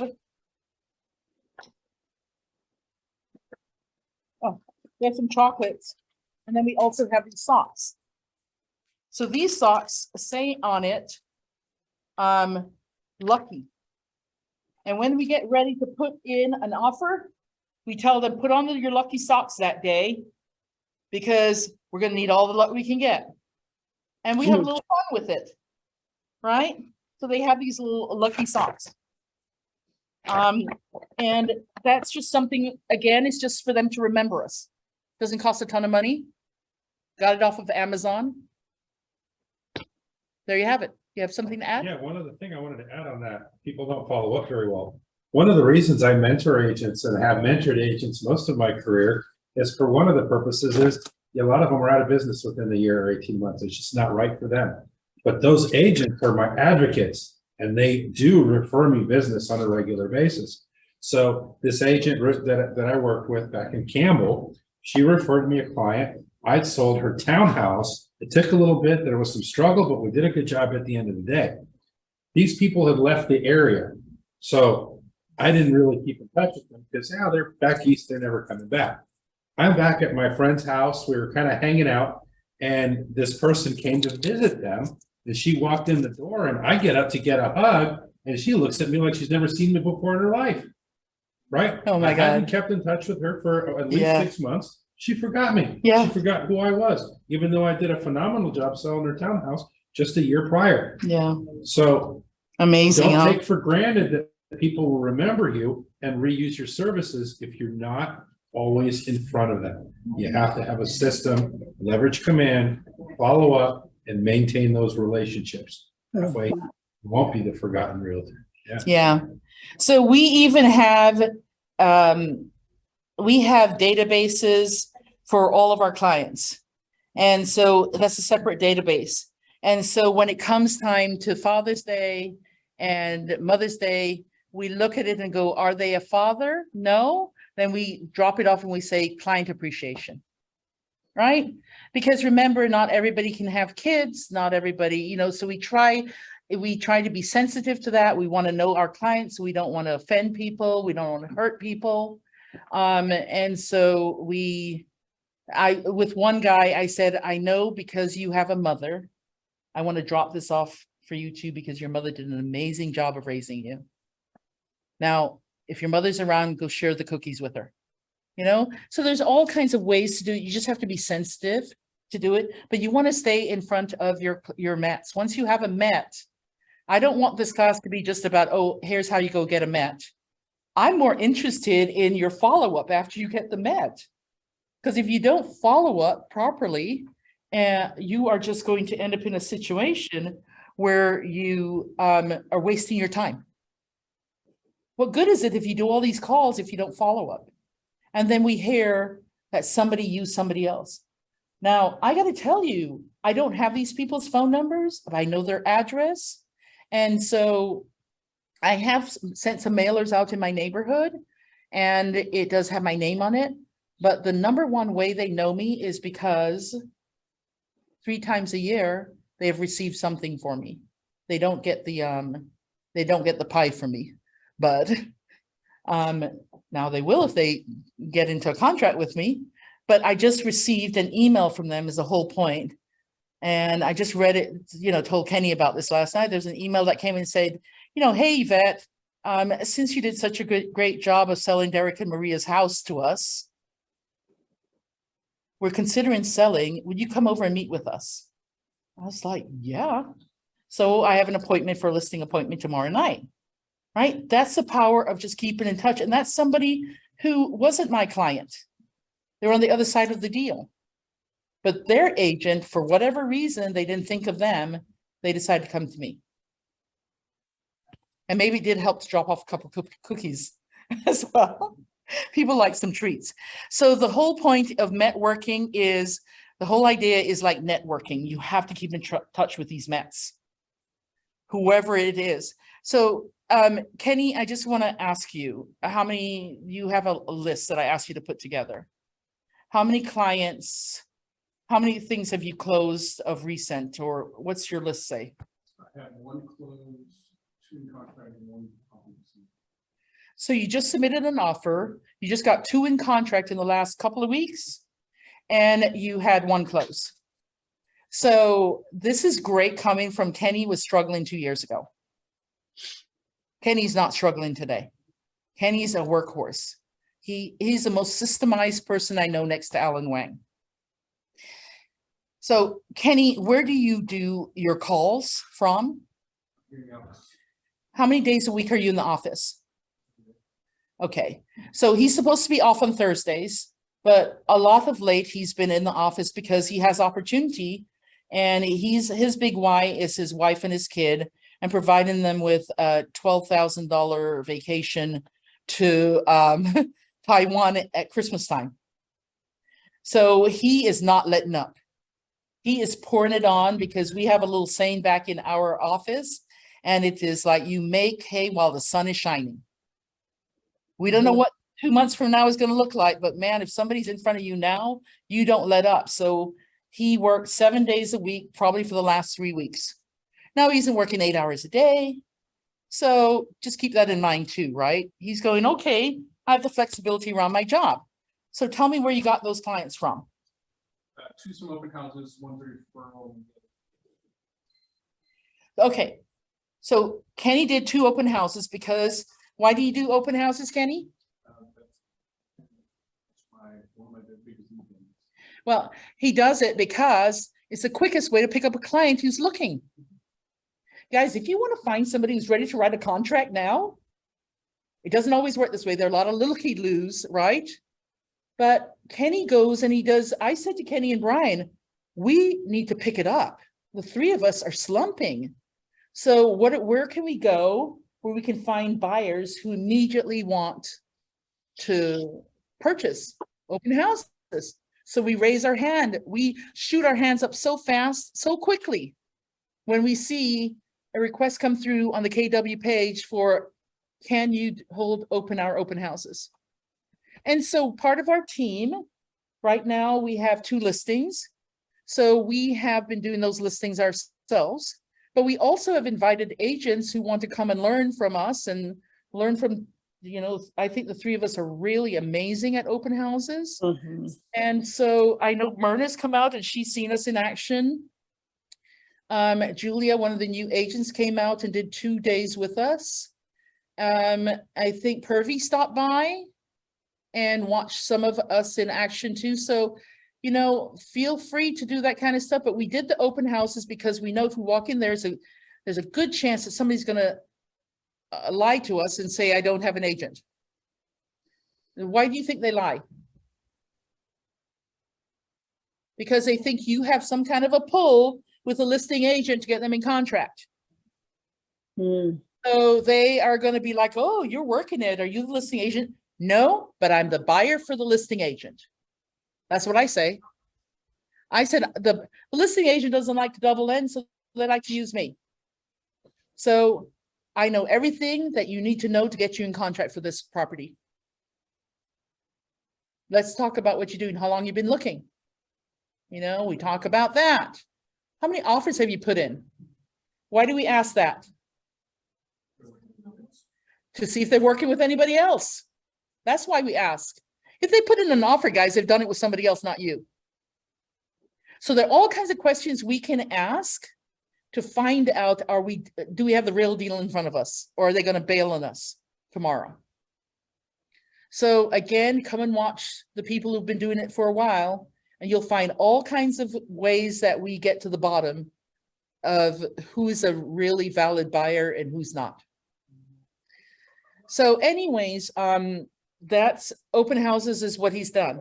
Now, recently Kenny did something off of what's called an online lead.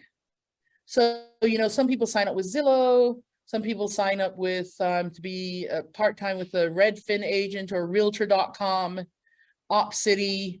And so Kenny of recent has a sign up with one of these organizations. And so what happens is they call you. And if you don't answer in the first, I think like 3 seconds, 2 to 3 seconds, and I'm not lying, 2 to 3 seconds, it'll roll over to whoever picks it up. And he picked it up, he grabbed it really quickly. It was a Sunday morning. And they said, are you ready to take the call and talk to somebody right now? Yes. And so Kenny clicked and immediately connected. Kenny said, do you have time? Once he was with the client, he says, do you have time to do a buyer's presentation now? They said, yes. Kenny did the buyer's presentation right then and there. You were at home, right? Went to the office at 10, like an hour after. Oh, an hour later, sorry. So he drove to the office. He came in here to the office. He did his buyer's presentation. He figured out which property they were interested in, because they always have a property they're interested in on one of these deals. Kenny took them out there. He had an open house planned. So he did it at 5:30. He took them over there. And then he put in an offer the next day, 2 days later. He didn't get it. Kenny knows that these people, if you are any online lead, if you are not following up like crazy with these online leads, there are lots of work, you're going to lose them. So Kenny said, we didn't get this one. Kenny goes, I've got a few more properties. Let me show them to you. He sends it over to them, the tour sheets. They said, yeah, let's go see these. Do you have anything else you want to see? They said, yeah. They sent him one. So Kenny took them out. Didn't get anything that weekend. Kenny found, or they found one, right? Yeah, we both found. You both found different ones. Kenny took them out the next weekend. Submits an offer and he gets in contract. 2 weeks from the time he picked up that phone call, even faster than working with somebody he knows in his database. But he had to work really hard. Like Kenny was out there showing them property in the evenings. It was in one of the 109-degree days. And Kenny came over into my neighborhood to show the property. And he literally had to swing out. He was sweating through. It was like, I need to change my shirt. Right? Because Kenny is sweating through, but he was working. He was like, it's 109 degrees and I'm going to get out there and do it still. You got to want the business, you guys. I'm watching Kenny with 4 basically in contract or closing in a month period. And I'm going, that didn't come about because he just sat back. He's working really hard. So Brian, give them a couple examples of what you're dealing with of late. How many do you have that closed in the last 30 days? 2 closings, 2 buyer closings, and I have a listing that we're accepting offers today. So he worked on this listing for about a month and a half. We talked a little bit about, what do we need to do to the property? How do we need to update it? We chose different things for it. But Brian went up there and he followed through and he got it all done. It took him probably about a little bit over a month, right? From talking with them all the way through. And then he got it up and running this weekend. Brian and Kenny did the open houses. Kenny was able to pick up a buyer there, by the way, and he submitted an all cash offer. We don't know if he's got it because we're very fair. And even though it is our listing and he's on the team, Kenny doesn't know what the other offers look like. Because we want to give everybody an opportunity, a fair opportunity. And we're fighting for the listing agent, for the listing side. So I'd love to get you in contract, Kenny, but you're going to have to, if his is not the highest and his is not the best, then we're going to come back to him and we're going to say, hey, You need to bring it up by 40,000 or 20,000, whatever it is to get this. So he'll have some opportunity, no different than if one of you came to us on one of our listing. We're going to do our best to try and help you. But if you can't get your client up, you're not going to win it. Right? So that's on your listing side. Your buyers, where did you come from? The two buyers came from two separate open houses. One open house was this past winter, and then the second was one open house from a year and a half ago, 2 years ago, the one I mentioned earlier. Do you hear that, guys? That was a $2 million one, right? Or 1.6. 1.6, guys. And so I'm telling you, I want you to hear their success. It's coming in from when they look at their business and they go, crap, I need business quickly. They're running out there and doing open houses, and they're getting them in contract. There is a skill set that you need for that. So, you know, get it up there. I just want to say, on your screen right now shows that if I 33 touch. And basically what I did with them for years was a 33 touch. The automated email was twice a month, so that's 24 touches. Call them every quarter, so that's another 4 touches. And then a couple other random calls or emails throughout the year. There it is.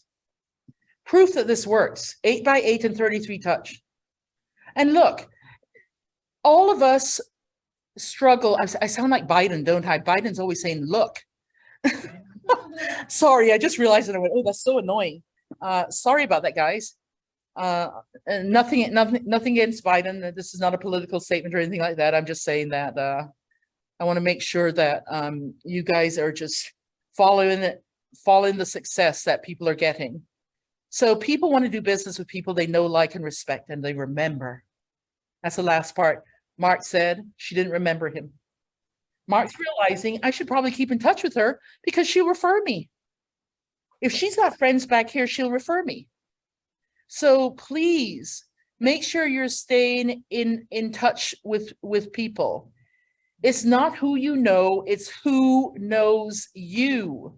You must stay in touch, right? So please remember, guys, that you want them to know you because of real estate. You want them to remember you because of real estate, but they're going to want to do business with you if they know you, like you, right? And remember you. So please remember that part of it. And you've got to keep your pipeline full.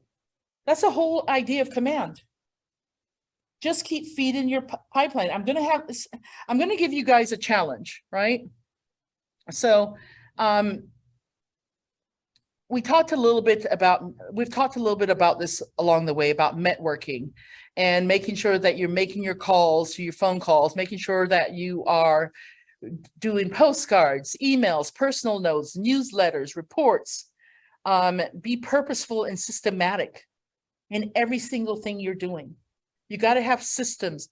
Otherwise, you're going to wake up and you're just going to be freaking out. You're going to be aimless in your day, and we don't want that. I think it's very relevant to what we're talking about here. Yeah, go for it. There's I guess a paradigm called top of mind awareness. Top of mind awareness is the fact that your business is at the forefront of someone's mind, right? Like if you have your best friend, you told him you're a real estate agent, 6 months later, he still knows you're a real estate agent. But if you're no longer keeping that top of mind awareness, the likelihood of that person referring you dwindles down every day. They're not reminded of who you are and what you do. So when you have a contact with someone, what that does is it earns you 3 days of top of mind awareness. So if you connect with someone, go through a forward script, touch base, and ask for referrals, if someone in their office or someone from their relatives or someone from their soccer team or someone from their PTA, whatever, mentions a need, you're top of mind and the likelihood of your referral is pretty good. That goes away in about 3 days. 3 days. 2 weeks later, they still know what you do and who you are, but the likelihood of someone coming into their sphere with a need and then connecting them with you dwindles down significantly. So how do we maintain that top of mind awareness. Mhm. And it's a series, 8x8, 33 touch, right? You make your phone call, you earn yourself 3 days. Now, what does the 10-4 say you have to do, right? Write a note card. So you just talk to somebody, you write your handwritten note card and put it in the mail. So when does that get to them? In about 2 to 3 days. So that extends your top of mind awareness from 2 to 3 days now to a week. And you follow it up with some intermittent Facebook posts and another email, and you maintain that top of mind awareness. So it's important to be systemized to be able to keep that top of mind awareness, and you'll have a greater propensity for success through referrals. Yeah, thanks, Mark. Yep. Very important. So here's the way I want to end this, right? I want to end this with some action plans to get you successful. Most of the way people are actually successful is they have accountability. That's why some people get on a team, because they're looking for, somebody to keep them accountable. You don't have to be on a team. You can, oops, let me swing this back around this way so you can see me, sorry. Oh, Mark, I just pulled this out. Oh, no. Could you help me? I just killed this. Oh.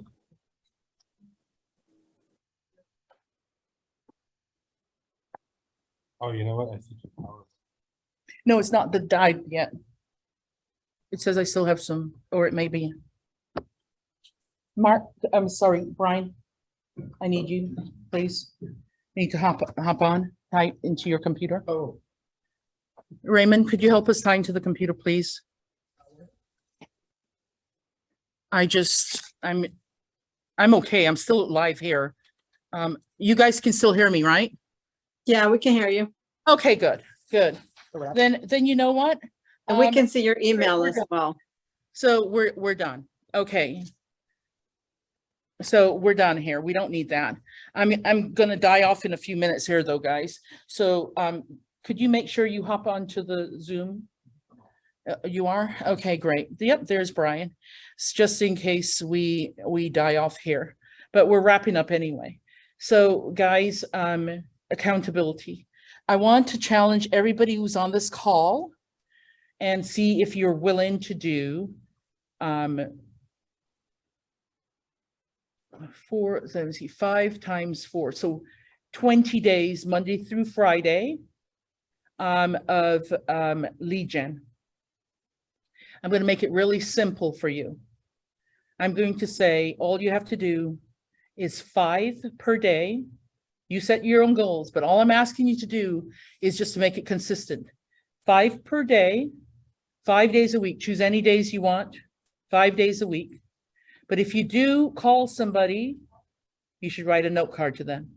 So now you have a call and you have, and I you know, Facebook is really great. That's a great way for you to tie in and do it. But I'm going to put up a name. I'm going to put a chart by my office door in the back with everybody's name on it, who your partner is.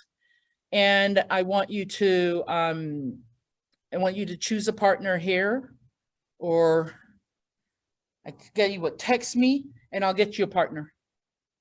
And we're going to do 5 that you put into command. And then you're going to set up on an action plan.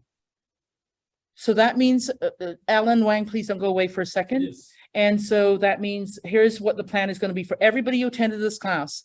I want you to do 5 calls a day. You're going to have a partner in here.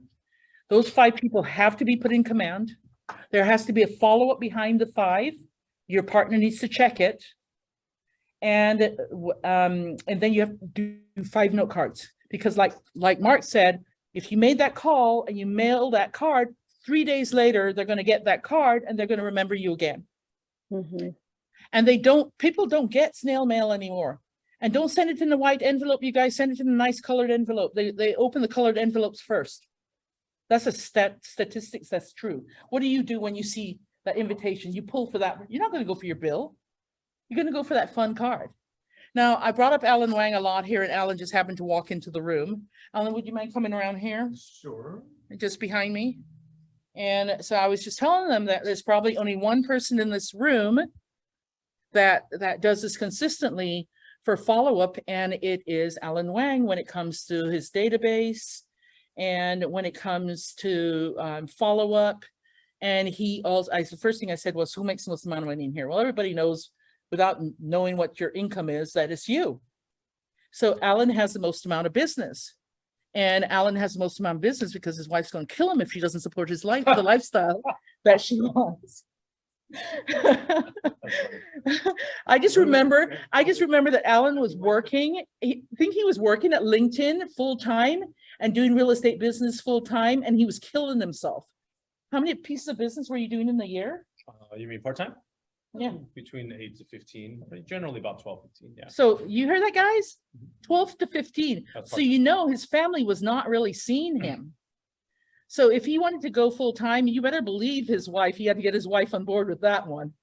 So anyways, Alan's killing it, but Alan will tell you that he puts all of his information in a database. Do you do it yourself? Do you have your admin do it? Or a little bit of both? Well, when I started, for those of you that are newer, you tend to do everything yourself. So I would always be disciplined about adding them to the database. And I would do that as part of creating a search anyway. So I'd have to create a contact, create a home search, right? Put them on there. So it was a habit that I did. Now, my team, obviously I see to them, if there's a new listing, they know to update the database. They know to create a KW opportunities as well. I don't know about you, as you guys start doing more business, I start losing my mind. I don't remember what listing appointment I went on sometimes, because I just was in one right now. That's why I couldn't come over. And then I just signed one this morning. It's like, it's all a blur. So if I don't have a system, I'm going to forget to follow up. And so for me, that's why the database is one thing, right? That's where you're touching them, writing, adding 5, touching them. For us, we will send a newsletter to them every month. We have events.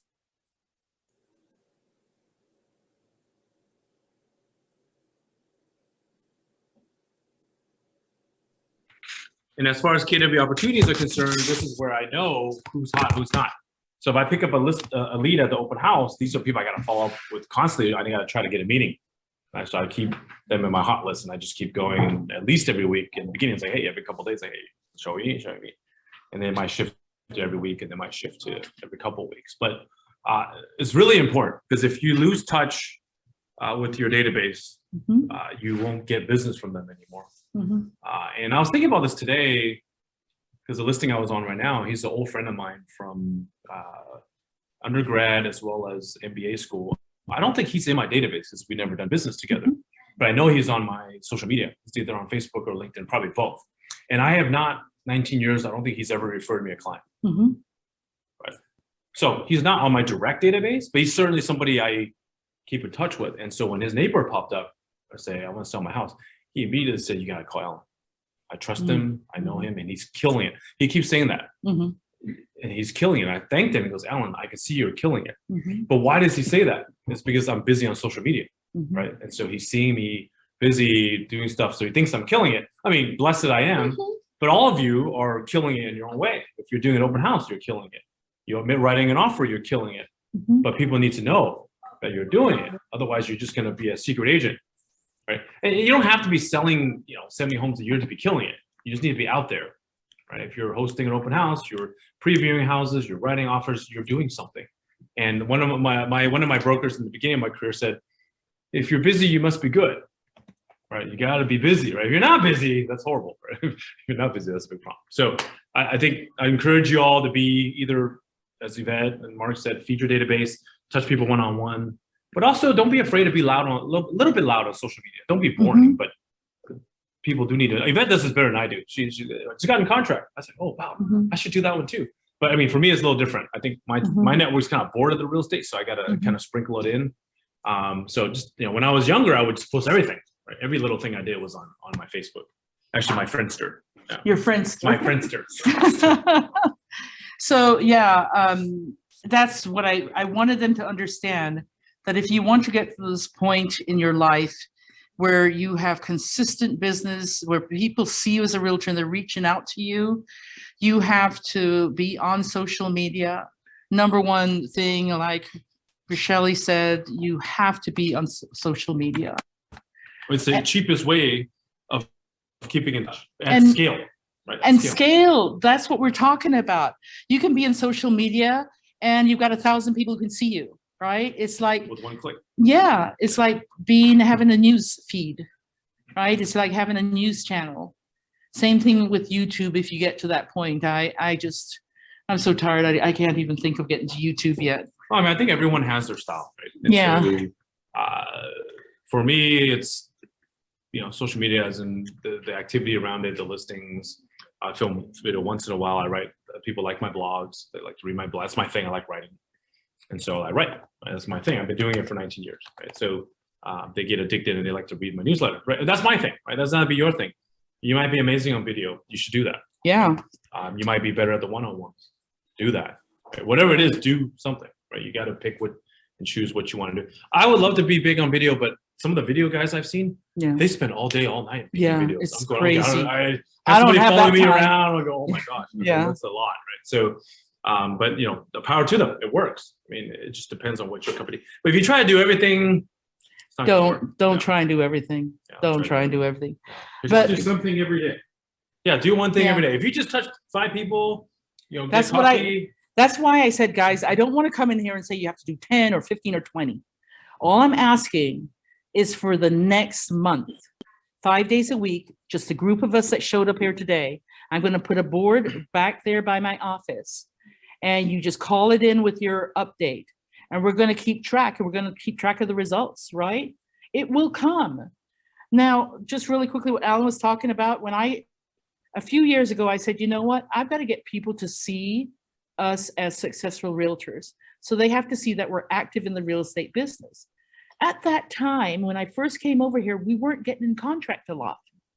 So what I did was I started putting offers submitted. I don't care if it was 4 offers we submitted that week. People started calling me and saying, God, you guys are so busy, Yvette. Then I realized they So you must be good. they thought that us putting in an offer meant that we got it. I didn't lie. I didn't say we did. I just said offer submitted. Yeah. That's all I said. But it created that buzz. They make their own stories. That's their problem. But yeah, you shared it. And I wasn't seeing a bunch of people putting in offers submitted at that I've time. never seen that one. But I was putting in offers submitted. Next thing you know, all these, because I'm friends with like 40 agents. Next thing I'm seeing offers submitted all over the place. Yeah. I don't care. It is. So what? So Okay, they're whatever. just listed in contract, right? I do know that offer submitted is also a thing. That is- She made it. It's not a thing. I made it a thing. like, okay, She I created know it. in It's contract genius. it's a thing. Look there. Look, guys. It's not on the screen, but Yeah, Oh, How do- you might need. it's not sharing? It says sharing. Oh, But that's on the Zoom. oh, sorry. I don't know if she has. that Oh, plugged maybe in. I can share from here. Oh, there you go. Yeah. Yeah, there you go. Oh, she's got it. She's got it. Start sharing, and how do I get back, Brian? No, it's coming. It's coming, Brian. It's loading. Okay, then where do I get back to where I was at? Wait.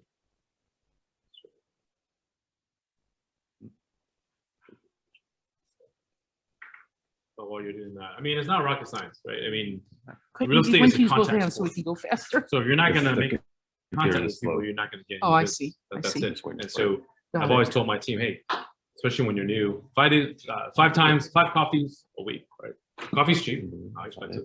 Everyone needs their coffee. You can always meet somebody in the morning. If that's too much, go 3. But the face-to-face helps a lot.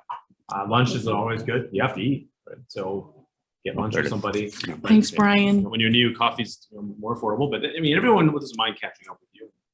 They're always going to ask you how you're doing. So you just wait, you listen, you talk. Hey, how are you doing? How the kids? How's work?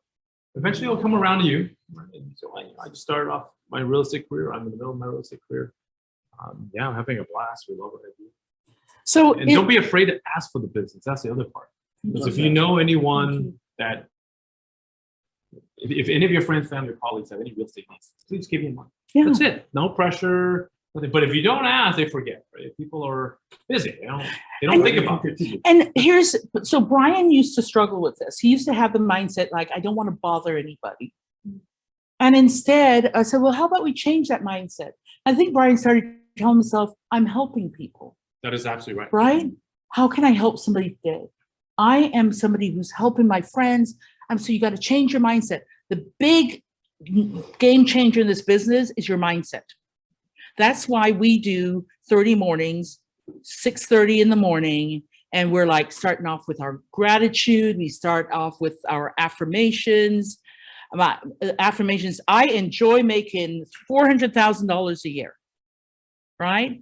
I enjoy being a top realtor. I enjoy being a listing agent who's bringing great value to my clients. You will make it come through. You're going to believe it by the time you're saying that for 30 days. And so again, here's a little simple thing. Put the offer submitted up there, the information on it, pretty picture. Some houses are more popular in this ever-shifting market. This beautiful house with a pool, a beautiful design outdoor kitchen, and a gazebo that seats 16 gained quick popularity over the weekend. Let's see how we can make out after the sellers review all the offers. Keep our sweet clients in your thoughts, right? Everybody's on board. They're like, yeah, we want them to get it. So guys, it doesn't matter if you get 1 or 3 likes. Here's what my husband and I found. We will be out and we'll run into somebody we'll know. They've never liked a single thing on our page. And they'll say, oh my gosh, you guys are doing great in real estate. Like, what? You haven't liked anything on our page? Hey, they're snooping on us anyway. There are people who get on Facebook and Instagram and they're looking through your feed and they'll never hit like, but they see what you're doing. A lot of nosy folks. People may not necessarily like you, but they're watching. Yeah. That's why you get, if you put a video, you get way more views than when you Of watch. course, because they got to stay all the way through and watch it. They want to see what you're saying, Yes. right? Yeah, but people, they're curious. But people are curious. We all do that, right? If you notice, anytime I see one of you guys piece of information on Facebook, I'm a person that believes in supporting everybody. There's enough business for all of us. If you are so petty, you guys, that you can't like one of your coworkers' stuff, it's not going to come back to you. Just like it, right? And I'm doing it because I want that to be pulled up and pushed up in your algorithm on your page to your friends. It's not gonna affect my friends. You know, I don't see a bunch of Yvette Peterson like this or that. Now I just see it's pushed up in your feed. So I'm committed as somebody who is a part owner here in this business to make sure that every last one of you is as successful as I am or beyond, more successful than me. I have my goals, right? If my goal is to make 200,000 and your goal is to make 400,000, so what? Just do it. Let's go. Let's go together, right? So there's not one of us in here that won't support you, that won't love on you, because we want you all to be successful. So when you're on Facebook and you see somebody else's stuff, hit a like. You don't have to say anything, just hit a like. You're helping promote each other in here and getting the algorithm to change in your Facebook feed. Okay? So I know this was more of a practical class than it was just, I don't like just going through the boring, oh, here's the KW stuff, all that. I wanted to make sure that you knew what a MET was. Now, how many METs do you have? How can we get you more METs? And how can we make this thing happen together? So if everybody is interested in doing this, put your name into the chat box, and we will make sure to get hold of each one of you and partner up. So Brian will partner with somebody, Kenny will partner with somebody, I'll partner with somebody, you know, Vishali will partner with somebody. We'll just do this thing. Myrna, everybody, Zach, we're gonna get this thing successful. But the first thing we have to do is build habits. Because the one thing we suck at typically as realtors, because we are just all over the place, is we suck at staying consistent. That's why Kenny said, I come in here Monday through Friday, 9:30 till 4:30, and I do my thing before I go pick up my kid or whatever, because this is where I can work. This is where I'll focus. Yes, Kenny.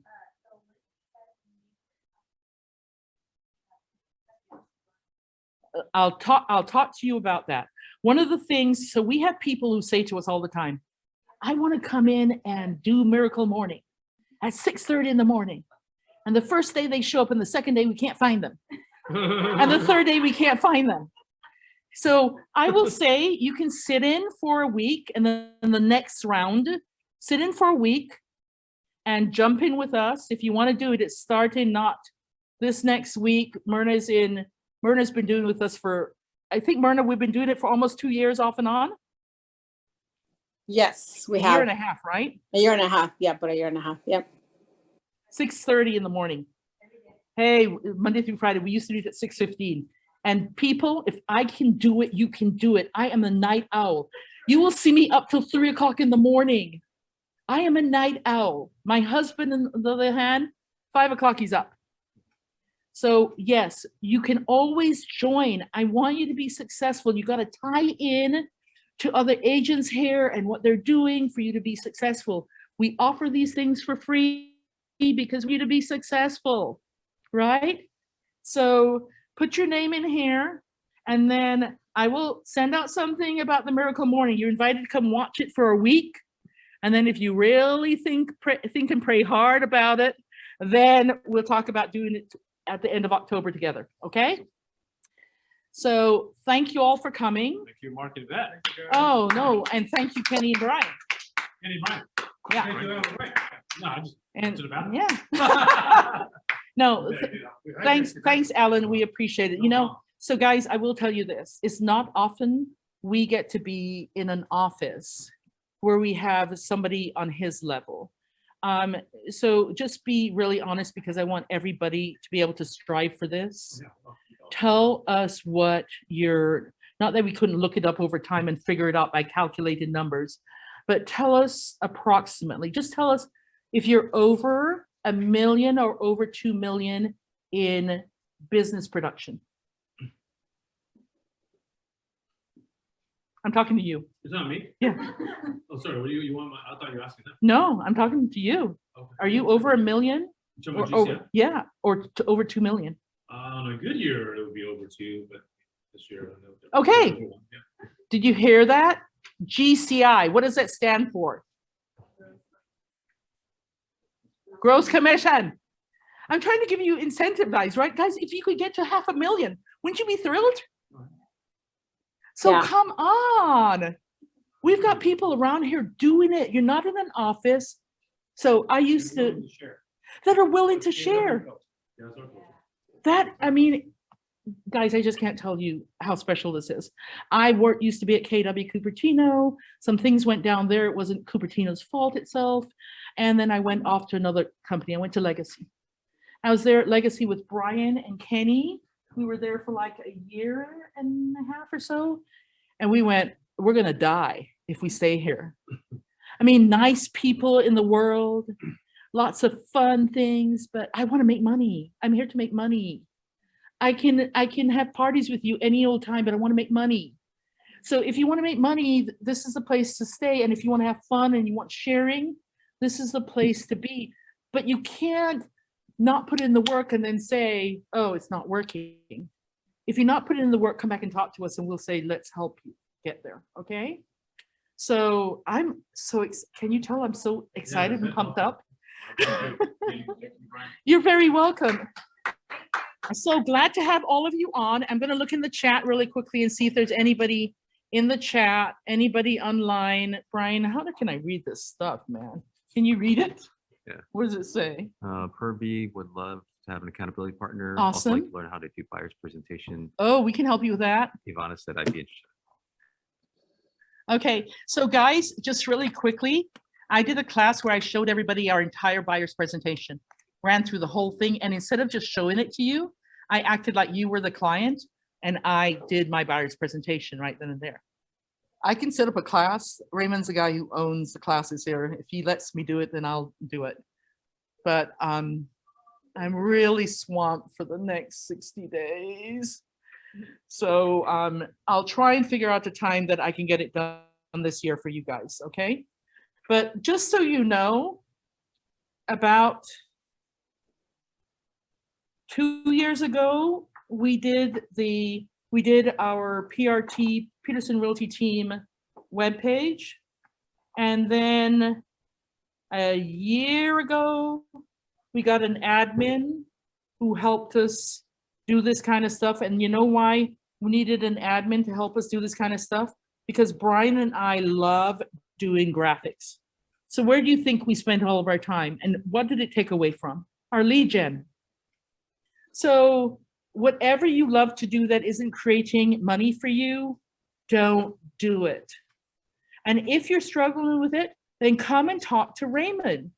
If there's 10 people who say, I need some help with social media, we're going to look for a solution.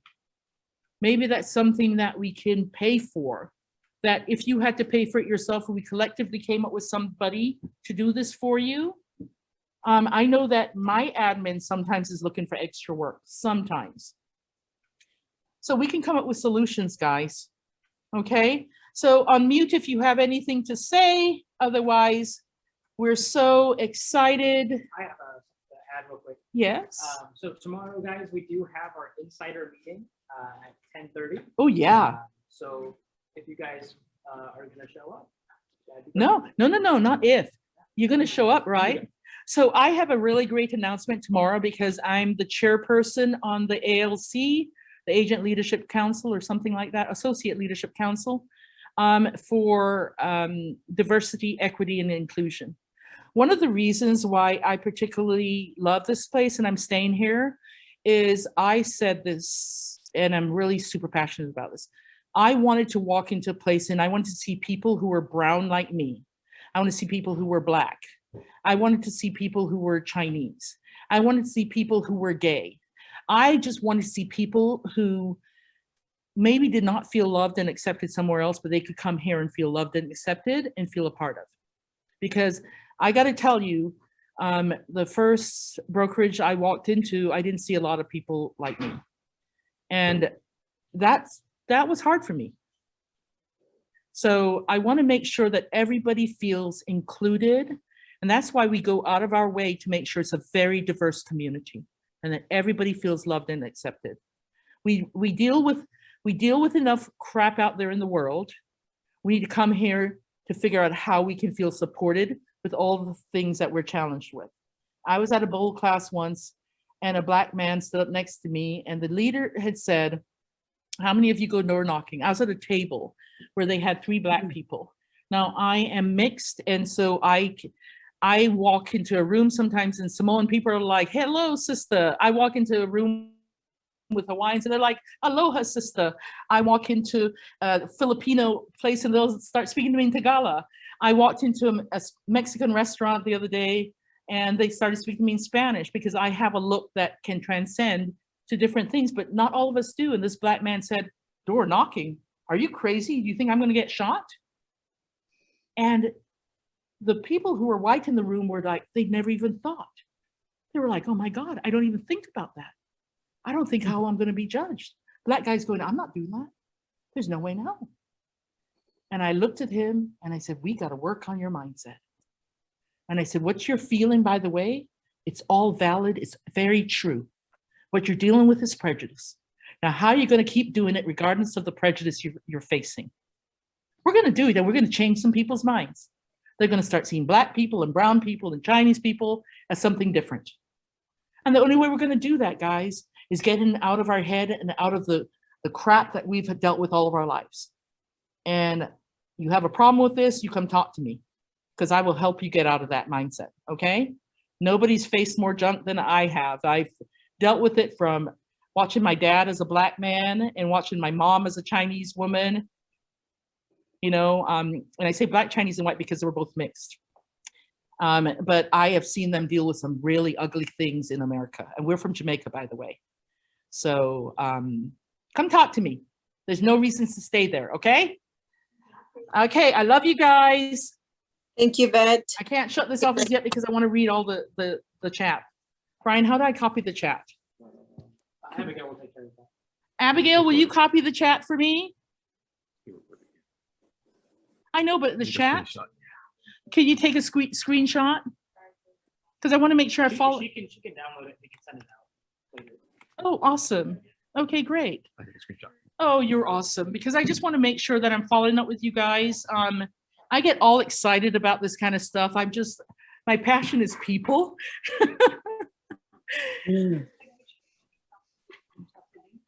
Oh, so I didn't talk about that. So the ninja selling, if you don't read any of the book this year, read this book. Oh, you can't read it. Oh, damn it. Your thing is on a blur, so it's called Ninja Selling, you guys. Subtle skills, big results. And do you still have the page here, Brian? Yeah, the blue. So let me just say this. Get up in the morning, give thanks. Kenny, did you leave? Yeah, he left. So Myrna, you there? I'm here. I'm Myrna, here. do you have your book? I can't hear you. Do you have your book? I do. I have my book. Can't hear you. I'm here. Hold on. Oh yeah, I can hear you now. So Okay, Myrna, grab your I have book. a book. Grab your 30 mornings book that we do in the mornings. So I want you to hear this, guys. So there it is. And here's what we do in the morning. We do 5 affirmations. I'm going to do 3. Affirmations are powerful if they're done correctly. We don't say, I am making $400,000 a year. That's a lie, and your conscience knows it. That doesn't work. I enjoy making $400,000 a year. You'll get there. And if it's 200, then say, I enjoy earning $200,000 a year. Just know it has to be more affirming than that. So I enjoy earning it. I enjoy receiving referrals daily from my friends, right? You're willing it. I cannot tell you how many times we would do this, and the next week we'd be reporting 1 or 2 pieces of business that we got referral. It's like putting it out there in the universe, right? And then we would say things that we're thankful for. I'm thankful for my husband who loves me every day. I'm thankful for my KW brokerage who supports me. I am thankful for my family. I'm thankful for my good health. I'm thankful for waking up and being able to see the sunrise. I'm thankful for the home I live in. You have to live in a thankful place, you guys. And then the next one was write 2 personal cards. We're going to do 5, okay? 5 personal cards, 5 days a week. 5 calls, 5 days a week. If you end up doing 10 in one day, that covers you for 2 days. Good for you. And then it says here, focus on your hot list daily. Your hot list are people that you're working with. You should have a hot list. These are the people I'm working with, and you should have it up in front of you all the time so you don't forget any of them. Like Alan Wang says, he even forgets. And then focus on your warm list. These are people that you're grooming along. And then make your weekly customer service calls. This is a big one. It says schedule 2 real estate reviews this week. Let me tell you what a review is. If you have a client, schedule a review with them. If you have somebody who purchased, and if you have somebody who sold, once a year, you should do a review with them.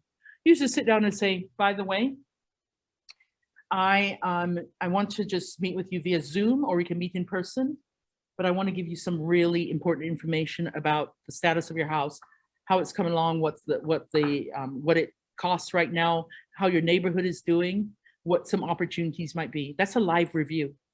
They're going to feel like, oh, you're beyond just a realtor who shows up when I need you. You're actually advising me, right? You're updating me. So once a year with each client, you'll get there. You'll get your clients, right? And then have 50 live interviews this week. So we're not going to do that. We're going to skip that for now. And we're going to update your database this week. Those are the 3 things I want you to focus on. Call 5 people, update your database and put in a plan of action. And then the next thing you're going to do is write 5 cards. I guarantee you. So I'm going to even back it up. I'm going to back it down a little bit. And I'm going to say for the first 2 weeks, you're going to do 3 a day. If you want to do 5, do it. But your cutoff is 3 a day. I'm just trying to get you to build a habit. 3 a day, 5 days a week. Set up the time to do it. Don't try and do all of them in one day, because I want you to build a habit, right? So if it's 4 days a week, Kenny does his 3 days a week. That's his thing. I think you said that you do it 3 days a week too, right, Brian? Tuesday, Wednesday, Thursday. Yeah. And you hear Brian's success that he gave you, right? He knows that if he needs business, I'm going to pop in and do an open house because I have a better chance. But you just can't show up and sit there. I mean, you got to watch Brian and Kenny work an open house or come and work. I mean, it's vastly different than the way people do an open house, right? Okay, so guys, that's it. 2 new messages. Oh, thanks a lot, Yvette. Thanks, Yvette. My pleasure, you guys. So much fun being with you. Please come to the meeting tomorrow and meet me if you don't know me. Let's chat. Okay? And by the way, because I'm presenting on diversity,